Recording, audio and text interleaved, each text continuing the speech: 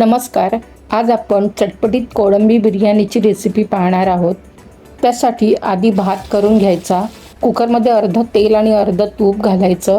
त्यात अख्खे खडे मसाले घालायचे. खडे मसाले कॅप्शनमध्ये दिले आहेत. मसाले चांगले परतायचे. नंतर बासमती तांदूळ धुवून 1 तास आधीच भिजून निथळत ठेवले होते ते घालायचे. तांदूळ परतून नंतर लिंबू रस घालायचा. तांदूळ 2 मिनिट तेलात परतलं की 1 ग्लास तांदळाला 2 ग्लास पाणी घालायचं आणि ढवळून झाकण लावून कुकरला 2 शिटी करायची. 2 शिटीनंतर भात तयार झाला. आता 100 ग्रॅम साफ केलेली कोळंबी घ्यायची.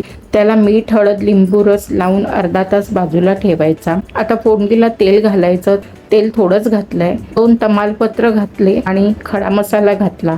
1 कांदा परतला. कांदा परतला की 1 चमचा आलं लसूण पेस्ट घातलं. 1 चमचा हिरवी मिरची कोथिंबीर पेस्ट घातली. आता तेल सुटेपर्यंत परतलं. चवीप्रमाणे मीठ घातलं. 1 कापलेला टोमॅटो परतला. 1 चमचा लाल मिरची पावडर घातली. अर्धा चमचा हळद घातली. 2 चमचे बिर्याणी पुलाव मसाला चांगला परतवला.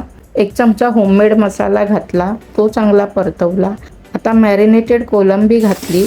ती 2 मिनिट परतून घेतली आणि आधीच वेगळी कोळंबी फ्राय करून त्याचं राहिलेलं तेल होतं ते ॲड केलं.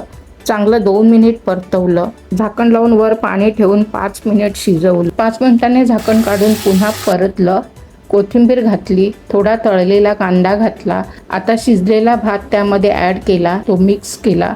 अर्धा कप पाण्यात केशर घालून ठेवलं होतं ते ॲड केलं. हे ऑप्शनल आहे. वर तळलेला कांदा घातला. कोथिंबीर घालून मिक्स केलं. आता तयार आहे कोळंबी भात किंवा कोळंबी बिर्याणी. आता हे प्लेटमध्ये काढून घ्यायचं. वर तळलेली कोळंबी गार्निश करायची. कोथिंबीर घालायची. लिंबू आणि कांद्यासोबत एन्जॉय करायची.